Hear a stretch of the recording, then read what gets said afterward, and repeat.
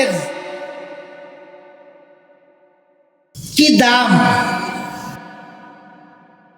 আল্লাহু আকবার। আল্লাহ পাক আমাদেরকে বড় দয়া করে হাজির করেছেন। এই সময়টুকু আমরা ব্যয় করছি, এই সময়টুকুনের কত মূল্য জানেন? হযরত সুলাইমান আলাইহিস সালাম নামটা কি শুনেছেন? তিনি কি নবী ছিলেন না সাধারণ মানুষ? শুধু কি নবী ছিলেন না বাদশাও ছিলেন?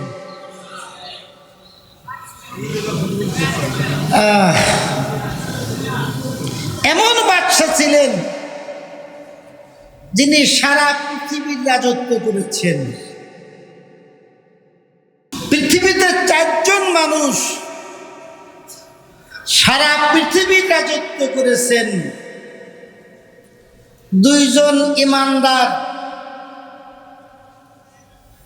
একজন হযরত সুলাইমান আলাইহিস সালাম, আর একজন জিলকরনাইন বাদশা সারা পৃথিবীর রাজত্ব করেছেন।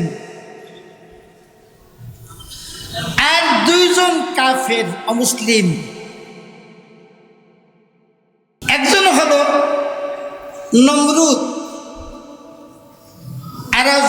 আর একজন বুক্তা নাসরা জালেম বাদশা। এই 4 জন মানুষ সারা পৃথিবীর রাজত্ব করেছে। হযরত সুলাইমান আলাইহিস সালাম এমন ক্ষমতাসীন ছিলেন যার কথা বাতাসেও শুনত। সুবহানাল্লাহ বলতে মনে চায় না? শুধু তাই নয়, তার এমন সিংহাসন ছিল, উনি লক্ষাধিক সৈন্য সামন্ত নিয়ে সিংহাসনে আরোহণ করতেন। সিংহাসনকে বলতেন, বাতাসকে বলতেন, বাতাস এই লোকজন সহ সিংহাসন সহ কুলায় নিয়ে অমুক জায়গা রাখো, বাতাস তাই করত। জিলকরনাইন বাদশাকে আল্লাহ পাক একটা ঘোড়া দিয়েছিলেন। ঘোড়ার এমন পাওয়ার ছিল, যতদূর তার নজর যেত 1 লাফে অতদূর পৌঁছে যেত। সুলাইমান আলাইহিস সালাম একদিন লক্ষাধিক সৈন্য সামন্ত সহ কোথাও যাচ্ছিলেন, উড়ে যায়। একজন বৃদ্ধ ওনার ক্ষমতা দেখে মন্তব্য করতেছে, আল্লাহ তুমি সুলাইমানকে কি ক্ষমতা এনে দিয়েছ, কি ক্ষমতা এনে দিয়েছ? বৃদ্ধ তো জানে না যে সুলাইমান আলাইহিস সালামের স্পাই, তার গোয়েন্দা বাতাস ওনার আশেপাশে ঘুরছে। সঙ্গে সঙ্গে সুলাইমান আলাইহিস সালামের কানে ওই কথাটা লাগাই দিছে বাতাস। কথাটা শুনে ফেলছে। এবার সিংহাসনকে বলছে, সিংহাসন নামো। আস্তে সা করে প্লেনের মতো নেমে আসছে। উনি সিংহাসন থেকে নেমে বৃদ্ধর কাছে গেছে, গিয়ে বলে, বৃদ্ধ তুমি আমার সম্পর্কে যা মন্তব্য করেছ আমি সব শুনেছি। বৃদ্ধ থরথর করে কাঁপতেছে। ওরে আল্লাহ, সুলাইমান শুনে ফেলছে, কি না কি হয়। বন্ধুরা আমার, হযরত সুলাইমান আলাইহিস সালাম এবার ডাক দিয়ে বলেন, বৃদ্ধ, ওগো বৃদ্ধ, তুমি শুনে নাও, আমি সুলাইমান একদিন থাকবো না, আমার সিংহাসন একদিন থাকবে না। ওগো বৃদ্ধ, তুমি যদি অল্প একটু সময় আল্লাহর ধ্যানে আল্লাহর খেয়ালে কাটাইতে পারো, তোমার ওই সময়টুকু চিরস্থায়ী আখিরাতের খাতায় জমা হয়ে যাবে। ওগো বৃদ্ধ, তুমি ভালো করে শুনে নাও, তুমি যদি অল্প একটু সময় আল্লাহর ধ্যানে আল্লাহর খেয়ালে কাটাইতে পারো, তোমার ওই সময়টুকুনের মূল্য আল্লাহর কাছে আমি সুলাইমান আলাইহিস সালামের শাহী সিংহাসনের চাইতে অনেক গুণ বেশি। 85 সালে মানি محقق शुद्ध बखा कानी के एक दम बा खुदा बुदन बेअज तख्ते सुलेमानी के एक दम बा खुदा बुदन बेअज तख्ते सुलेमानी। हजरत खाकानी बुजुर्ग शायर তিনি বলেন, আমার দীর্ঘ 35 বছর পরে কথাটা বুঝে আসছে।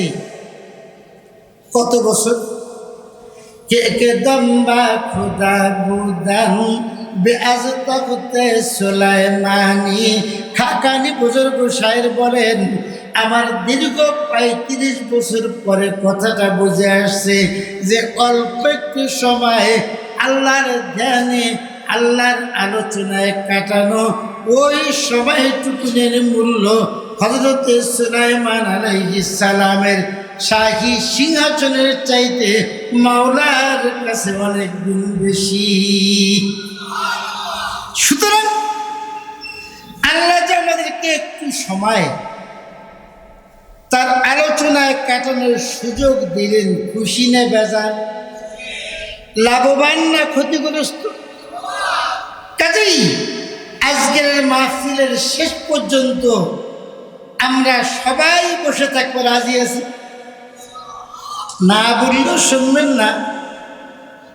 আল্লামা মামুন লোক সব কথা না বলি শুনে কেউ যাবেন না, নাকি বুঝি? আল্লাহ পাক মামুন লোকের হাতকে দারাজ করুন, বলুন আমিন।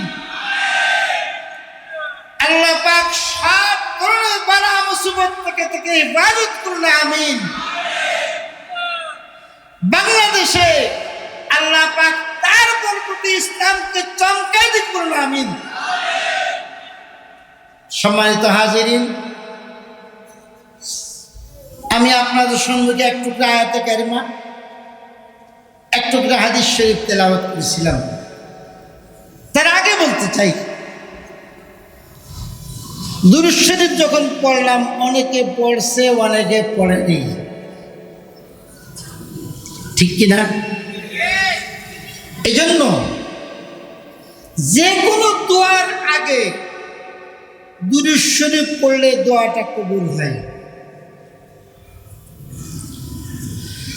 দুরূদ শরীফ আমরা একটা আমল বানায় নেব, প্রত্যেক দিনের একটা আমল বানায় নেব, ওজিফা বানায় নেব। কারণ যেই ব্যক্তি দুরূদ শরীফের ওজিফা বানায় নেবে, আল্লাহ পাক তার জন্য জাহান্নামের আগুনকে হারাম করে দেবে। আমার ভাইয়েরা, বখিলাতি করতে নেই। মানুষ যখন দুরূদ শরীফ পড়ে, বিশ্বের যে কোনো প্রান্ত থেকে যে কোনো সময় পড়বে, আল্লাহ পাক এমন কিছু ফেরেশতা সৃষ্টি করে রেখেছেন যারা সঙ্গে সঙ্গে ওই দুরূদ শরীফকে সোনার মদিনায় নবীজির রওজায় আথারে পৌঁছে দেয়। নবীজি বলেন, আমার কোন উম্মত যদি আমার রওজার পাশে এসে আমাকে সালাম দেয়, আমি সালাম নিজ কানে শুনি এবং নিজ মুখে উত্তর দেই।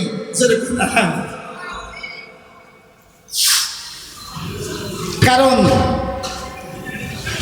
নবী আলাইহিমুস সালামগণ যার যার কবরে জীবিত